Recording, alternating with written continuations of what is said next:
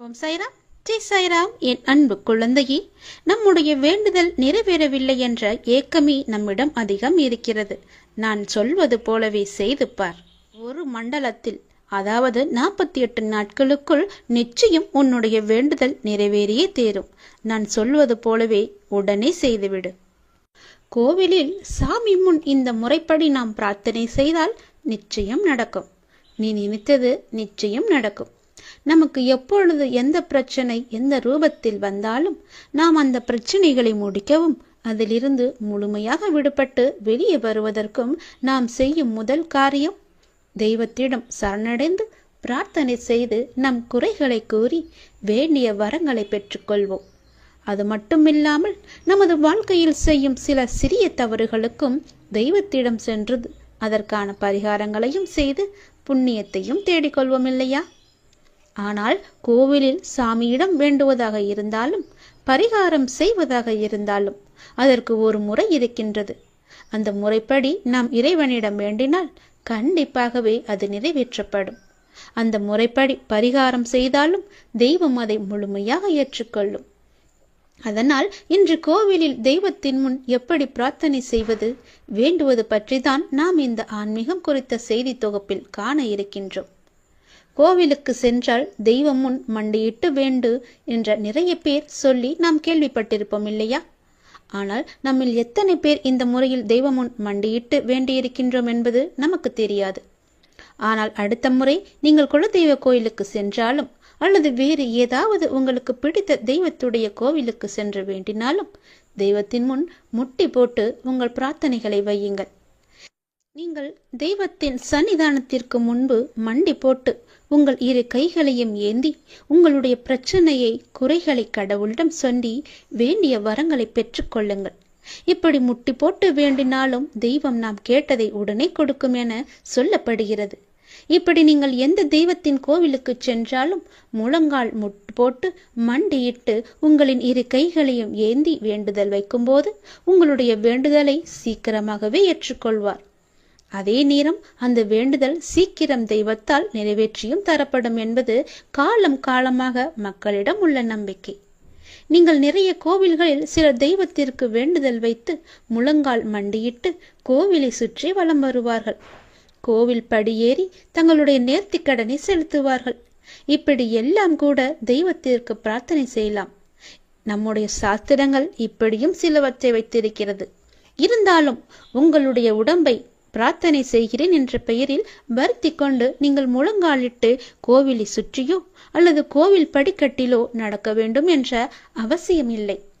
தெய்வத்தின் சன்னிதானத்திற்கு முன்பே மண்டியிட்டு தெய்வத்தை முழு நம்பிக்கையோடு நினைத்து மனதார வேண்டிக் கொண்டாலே போதும். நீங்கள் நினைத்தது நிச்சயமாகவே ஒரு மண்டலத்தில் நடக்கும். அதாவது 48 நாட்களுக்குள் இது நடந்தே தீரும். அதுபோல நீங்களும் உங்கள் இஷ்ட தெய்வத்தை நினைத்து முழு நம்பிக்கையோடு வேண்டிக் கொள்ளுங்கள். கோவிலுக்கு செல்ல முடியாதவர்கள் உங்கள் வீட்டிற்கு முன்பு வீட்டிலுள்ள பூஜை அறையில் ஒரு தீபத்தை ஏற்றி வைத்து எந்த தெய்வத்தை நீங்கள் மனதார நினைக்கிறீர்களோ அந்த உருவத்தை உங்கள் மனக்கண் முன் கொண்டு வந்து மண்டியிட்டு கையேந்தி அவரிடம் சொல்லுங்கள். நிச்சயம் உங்களுடைய வேண்டுதல் 48 நாட்களில் ஒரு மண்டலத்தில் கண்டிப்பாகவே நிறைவேறும். கையேந்துபவரை அப்பா விடமாட்டார். நிச்சயம் அதற்கான பலனை தருவார். வெறும் கையோடு அனுப்புவது இறைவனின் கடமை அல்ல. எல்லாவற்றையும் தந்து அனுப்புவதே அவருடைய பொறுப்பு. அவர் எல்லாவற்றையுமே சரியாக செய்து கொண்டிருக்கும் போது நாமும் சரியாக வேண்டுதல் வைத்து அவரிடம் நம் வேண்டுதலை நிறைவேற்றிக் கொள்வோம். எப்பேற்பட்ட வேண்டுதலும் சரியாக 48 நாட்களுக்குள்ளே நிறைவடைந்துவிடும்.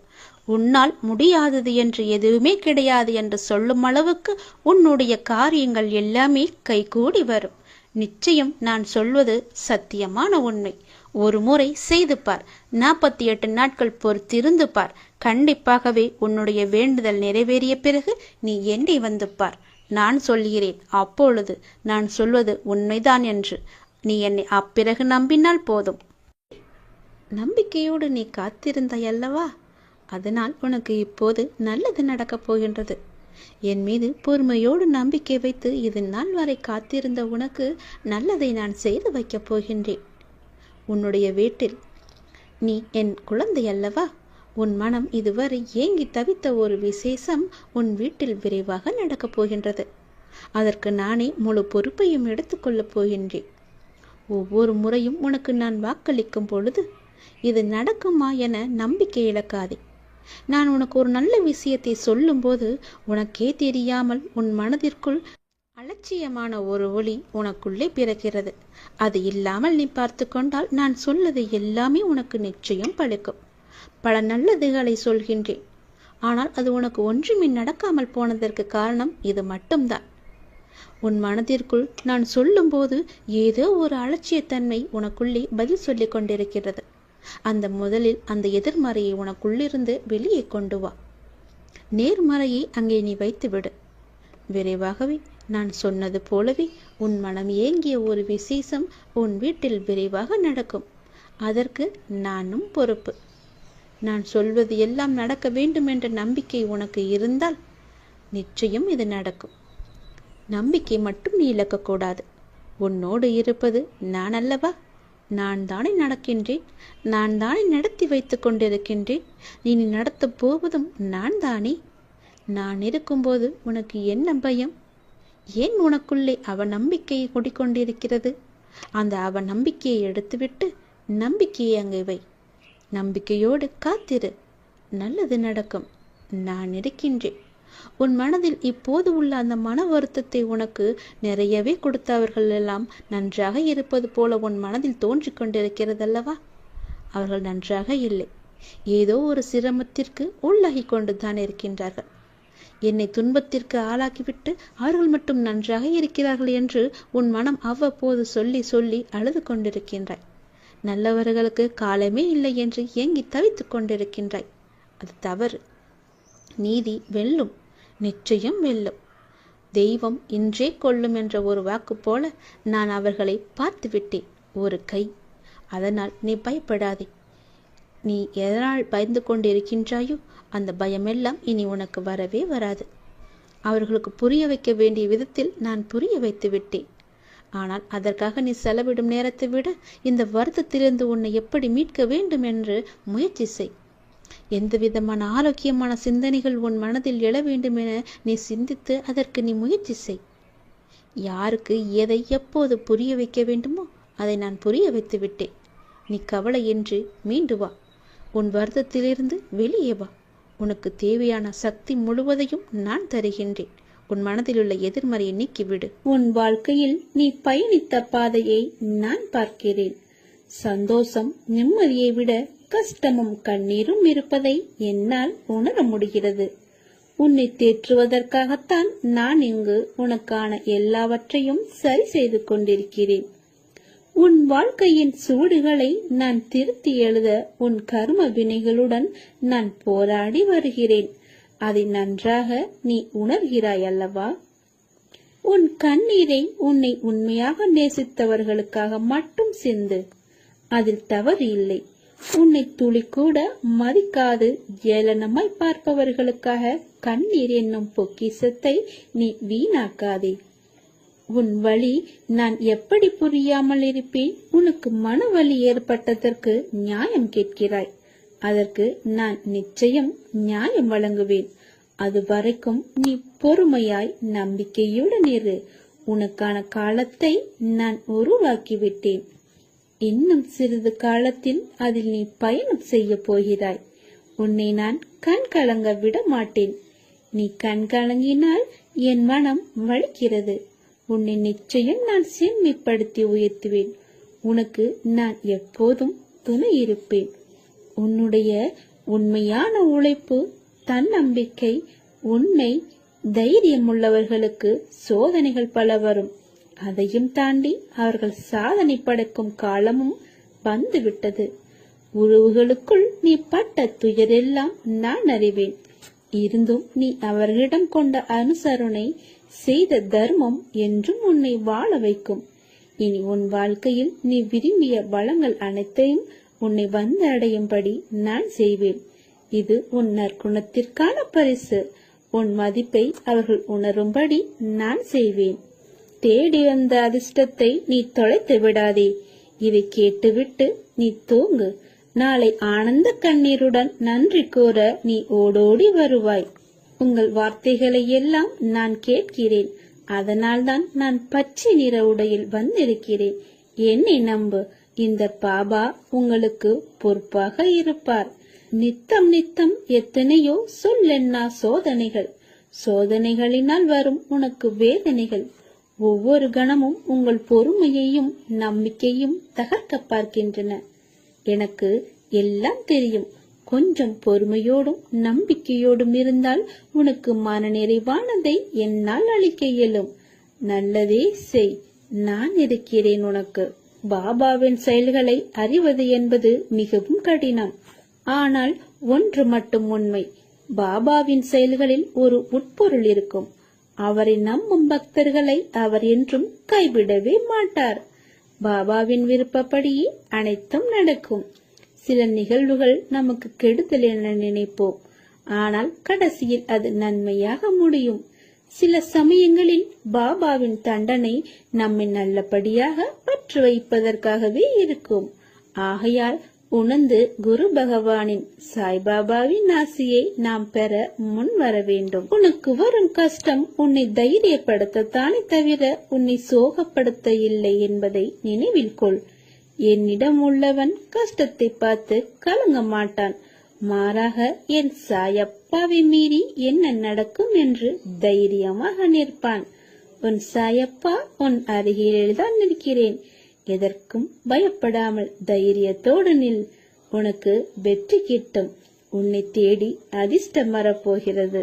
நல்ல அதிர்ஷ்டம் அது, அதை பெற்றுக்கொள். உங்களிடம் வேறு எதுவும் இல்லாவிட்டாலும் இறைவன் அருள் இருந்தால் மற்ற அனைத்துமே உங்களை தேடி தானாக வரும். வாழும் ஒவ்வொரு நிமிடமும் இறை சிந்தனையுடன் இருங்கள். இறை சிந்தனை உள்ள பொழுது விழிப்புணர்வுடன் ஒவ்வொரு செயலையுமே நன்றாக துல்லியமாக எந்த குறையும் இல்லாமல் செய்ய முடியும். விழிப்புணர்வுடன் நீங்கள் செய்யும் எந்த செயலும் தவறாவதற்கு வாய்ப்பே கிடையாது. விழிப்புணர்வுடன் செய்யும் செயல்கள் நிச்சயம் ஒரு நாள் வெற்றியை தரும். உங்களுக்கு கிடைக்கும் வெற்றிக்கும் தோல்விக்கும் நிச்சயமாக ஒரு காரணம் இருக்கும். இரண்டையும் ஒன்றாக எடுத்துக்கொள்ள நீங்கள் முயற்சி செய்யுங்கள். வெற்றிக்காக மட்டும் செயல்களை செய்யக்கூடாது. ஒவ்வொரு செயலையும் இறைவனுக்காக நீங்கள் செய்யுங்கள். உங்களை படைத்த கடவுளுக்காக செய்யுங்கள். எந்த ஒரு எதிர்பலனையும் பார்க்காமல் எதிர்பாராமல் எதிர்பார்ப்புகள் இன்றி நீங்கள் செய்யும் ஒவ்வொரு செயலுமே அந்த இறைவனை போய் சேரும். உங்களுடைய புண்ணிய கணக்கில் சேரும். அதற்கு நிச்சயமாக பல மடங்கு பலன்கள் உங்களை தேடி தானாக வந்து சேரும். ஒவ்வொரு நாளின் முடிவிலும் நீங்கள் இறைவனுக்கு நன்றி சொல்ல பழகுங்கள். கண்டிப்பாக அன்றைய நாளில் நன்றி சொல்வதற்கு என்று ஏதேனும் ஒன்று நடந்திருக்கும். அதை நினைத்து இறைவனுக்கு நீங்கள் நன்றி சொல்லுங்கள். விடியும் பொழுது இறைவனின் ஆசியுடன் தொடங்குங்கள். முடியும் இரவும், அதாவது அன்றைய நாளின் முடிவும் இரவும் நன்றி சொல்லி உறங்குங்கள். மறுநாள் காலை உங்களுக்கு நல்ல நாளாகவே அமையும். இன்று எங்களுக்கு அமைத்து கொடுத்ததற்கு மிகவும் நன்றி இறைவா என்று இறைவனுக்கு நீங்கள் நன்றி சொல்லுங்கள். ஒவ்வொரு நாளின் தொடக்கத்திலும் இறைவன் மீது முழு நம்பிக்கையுடன் நீங்கள் தொடங்கி பாருங்கள். உங்கள் வாழ்வு எப்படி இருக்கிறது, அன்றைய நாள் எப்படி அமைந்திருக்கிறது என்று தானாகவே தெரிய வரும். எழுந்திருக்கும் பொழுது சட்டென்று எழுந்திருக்காமல் இறைவனின் பெயரை சொல்லிவிட்டு எழுந்திருங்கள். நன்றாகவே இருக்கும். ஒரு நிமிடம் சுதாரித்து கொண்டு பிறகு ஏந்திரியுங்கள். அப்பாவின் பெயரை சொல்லி எழுந்திரியுங்கள். உங்கள் வாழ்க்கை மீது உங்களுக்கு இருக்கும் அக்கறையை விட உங்களை படைத்த இறைவனுக்கு நிச்சயமாகவே அதிக அக்கறை இருக்கும். நம்புங்கள், நன்றாக நீங்கள் வாழ்வீர்கள். இதனை உணர்ந்தால் இறைபலமும் மனோபலமும் உங்களிடம் அதிகரிக்கும் தானாகவே. இறைவனின் அருளும் ஆசியும் உங்களிடம் நிறைந்திருக்கும் முழுவதுமாகவே. எப்போதும் இறைவனின் அருளோடும் ஆசியோடும் நாம் தொடங்கும் நாள் வெற்றி நாளாகவே நமக்கு அமையும். இறைவனுக்கு நன்றி சொல்ல மட்டும் நீங்கள் மறந்து விடாதீர்கள். இறைவனின் நாமத்தை ஜெபித்துக் கொண்டே இருங்கள். உன்னுடைய வாழ்க்கையில எது நடந்தாலும் அதற்கு காரணம் நான் மட்டுமேன்னு நீ அந்த பிரச்சனைய சந்திச்சு பாரு. நான் யார் என்பதை நீ முழுமையா உணர்ந்துப்ப. என் பிள்ளைய நான் தேவையில்லாததை நினைக்க ஒருபோதுமே அனுமதிப்பது கிடையாது. நீ இப்போ என்னிடம் கேட்பது நான் உனக்கு காட்டியது தான். ஆகையால காட்டிய எனக்கு அதை நிறைவேற்ற வழியும் தெரியும். அதற்கான வழி விரைவிலேயே நடக்கும். நீ கலங்காம இரு. உன் அப்பா உன் கூட தான் எப்பொழுதுமே இருக்க. நீ அஞ்சாத, எதற்குமே நீ அஞ்சாத. அப்பா இருக்காரு, அப்பா எல்லாத்தையும் பார்த்துப்பாருன்னு நீ சந்தோஷமா நிம்மதியா இரு. ஆசைகள் வழி செல்கின்ற பயணத்துல என்னைக்குமே உனக்கு ஒரு கட்டுப்பாடு நமக்குள்ள எப்போதும் இருக்கணும். அந்த கட்டுப்பாட்டை எல்லையை மீறி நான் போகக்கூடாது. இன்னும் கொஞ்சம் தூரம் தானே, இதை மட்டும் செஞ்சு பார்ப்போமே, அதை மட்டும் செஞ்சு பார்ப்போமேன்னு உன்னுடைய மனம் உன்னை ஆசையை ஏற்படுத்தும். உன்னுடைய மனம் உன்னுடைய ஆசையை தூண்டிக்கிட்டே இருக்கும். அதுக்கு நீ துணையே போகக்கூடாது. உன்னுடைய மனசை நீ கட்டுப்படுத்தணும். அப்போதுதான் உன்னுடைய கையை பிடிக்காம இருக்கும். அப்படி மன ஆசைக்கு நீ இறங்கி போயிட்டின்னா முடிவில் என்ன நடக்கும் தெரியுமா? பெரிய புயல்ல சிக்கி படகாக அலைக்கழிக்கப்படும். அந்த அலைக்கழிப்பிலிருந்து உன்னால தப்பிக்கவே முடியாது. உன்னுடைய ஆசைய இப்போதே உதறிடு. கொஞ்சம் தானே பார்த்துக்கலான்னு நீ போய்கிட்டே இருந்தன்னா உனக்கு தான் பிறகு பெரும் கஷ்டம் ஏற்படும். அதுல பெரிய நஷ்டமும் ஏற்படும். ஏன் இதெல்லாம் உனக்கு தேவையே கிடையாது. நீ கொஞ்சம் பொறுமையா உன் மனசை நீ அடக்கி பார்த்துக்கோ. நமக்கு எப்ப நேரம் வருதோ அப்ப நடக்கணும்னு உன் மனசை நீ பொறுமையா வச்சுக்கோ, நிதானமா வச்சுக்கோ. உன் மனசை நீ தெளிவா வச்சுக்கோ. ஆசைன்னு பேராசைப்பட்டா அது பெரும் நஷ்டத்துல போய் முடியும். நீ எனக்காக எவ்வளவு பெரிய பூஜையெல்லாம் செய்யணும்னு நான் உன்கிட்ட ஒருபோதுமே கேட்டதில்லை. எவ்வளோ பெரிய பெரிய பூஜையெல்லாம் நீ எனக்கு செய்ய வேணாம்.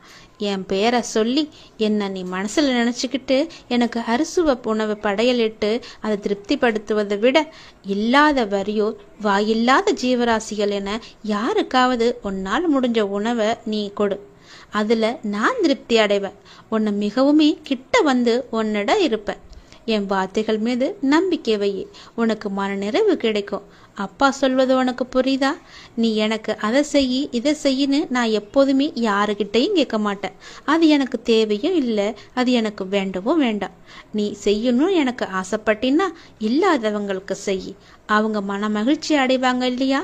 அவங்க வாயிலிருந்து வரும் ஒரு நல்லா இருப்பேன்னு ஒரு வார்த்தை போதும். உன்னுடைய குடும்பமே தலை தோங்கு நிற்கும். வாழையடி வாழையாக செழிச்சு நிற்கும். நீ இப்போது செய்கின்ற ஒரு சிறு உதவி உன் எதிர்காலத்துக்கு பல மடங்காக திரும்ப வரும். உன்னுடைய பிள்ளைகளின் வாழ்க்கையும் மிகவும் நல்லாவே இருக்கும். அந்த ஒரு வார்த்தைக்கு கட்டுப்பட்டு உனக்காக உன்னால முடிஞ்ச உதவியை நீ செய். எனக்காகவும் கேட்குறேன். உன்னோட அப்பா மிகவும் தாழ்மையா கேட்டுக்கிறேன். கையெடுத்து கும்பிட்டு கூட கேட்டுக்கிறேன். எனக்காக இதை மட்டும் நீ செய். எனக்கு நீ எதுவுமே வேற எதுவுமே எனக்காக நீ செய்ய வேணாம். இல்லாதவங்களுக்கு செய். பசியார வயிறார உணவு போடு. உனக்கு அது போதும். உன்னுடைய எதிர்கால வாழ்க்கை, உன்னுடைய தலைமுறை எப்போதுமே செழிச்சு நீ என் மீது கோபித்து கொண்டு என்னை விட்டு விலகி போகலாம் என்று நினைத்து கொண்டிருக்கிறாய். முழுமையாக நினைக்கவில்லை. ஆனால் ஏதோ ஒரு சிறு மூலையில் என்னை பற்றி தவறான எண்ணம் உன் மனதில் ஓடிக்கொண்டிருக்கிறது. அதை எல்லாமே அழித்துவிடு. நீ இப்போது வெற்றியின் பாதையில் கை வைக்கும் நேரம். வெற்றியின் பாதையில் கால் வைக்கும் நேரம். இப்போதுதான் நான் உன்னை முழுமையாக தயாரித்து வைத்திருக்கிறேன். உனக்கானதை உன்னிடம் சேர்க்கும்படி செய்து கொண்டிருக்கிறேன். இப்போது என்னை விட்டு நீ விலகி விடாதே. வேண்டுமென்றால் நான் உனக்கு கொடுத்த பிறகு என்னை விட்டு விலகு. இது என்னுடைய சத்திய வாக்கு. ஒரு முறை நீ என்னிடம் வந்து விட்டாய். உன்னை நான் இறுக பற்றி கொண்டேன். நீயோ விலகி செல்லலாம் என்று நினைக்கிறாய். நீயே விலகி சென்றாலும் நான் உன்னை விடமாட்டேன். நீ என்னை வெறுத்து சென்றாலும் உன்னை விட்டு நான் விடாமல் உனக்கு முன்னும் பின்னும் இருந்து பக்க பலமாய் நான் இருந்து உன்னை வெற்றியின் பாதையில் நிச்சயமாக அழைத்து செல்வது என்னுடைய கடமை. அதனால் இப்போது வேண்டாம். நீ விலக வேண்டும் என்று நினைத்து செயல்பட்டால் பரவாயில்லை. சிறிது காலம் பொறுத்திரு.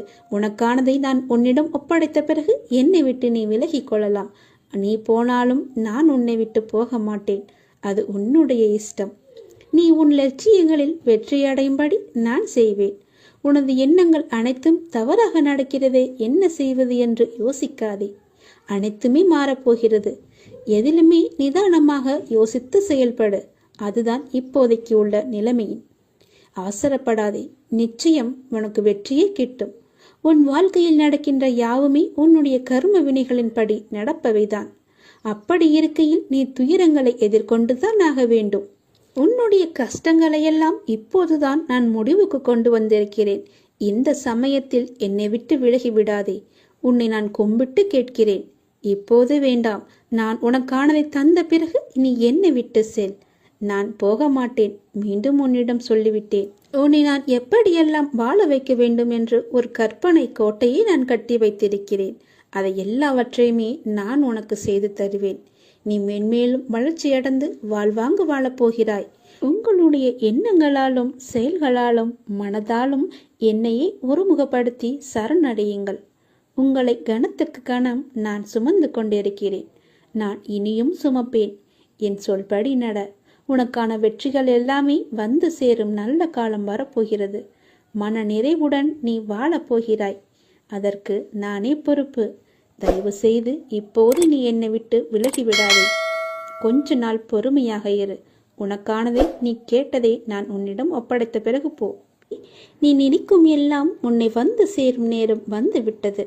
நீ எதிர்பார்க்காதவாறு உன் எதிர்காலம் மிக சிறப்பாக அமையப் போகிறது.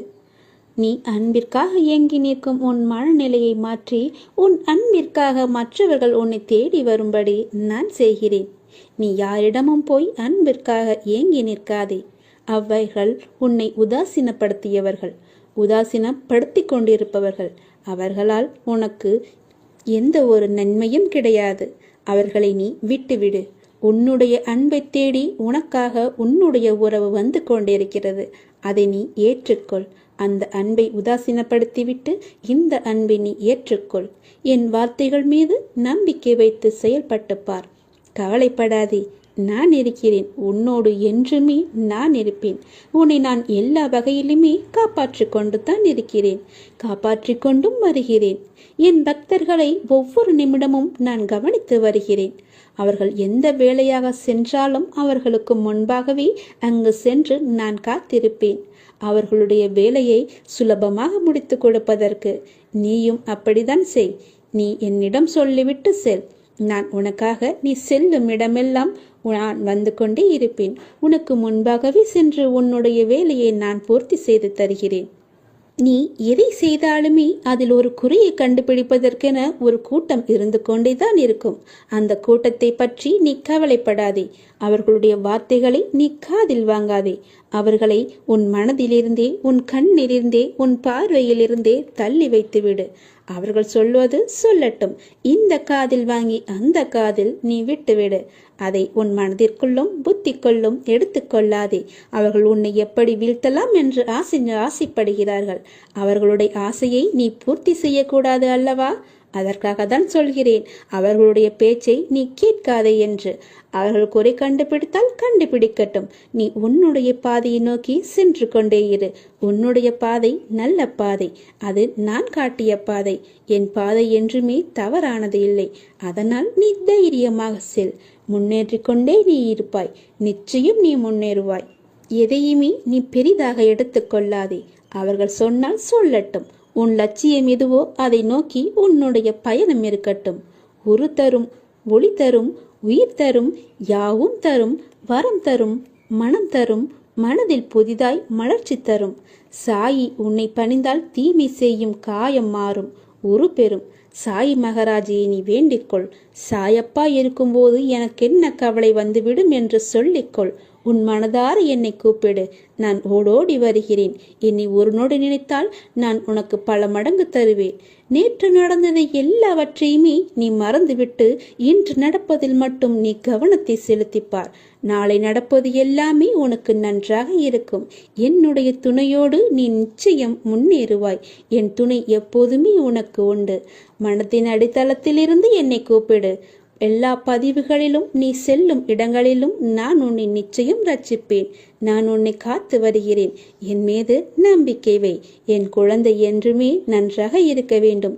என் குழந்தையின் நிம்மதிதான் எனக்கு முக்கியம். என் குழந்தையின் முகத்தில் நான் சிரிப்பை பார்க்க வேண்டும். மன அமைதி இழந்து நீ இருக்காதே என் குழந்தையே. நல்லதே நடக்கும். சாயியை பணிக. அனைவருக்குமே நல்லது நடக்கட்டும். நலமுடன் வாழ்க.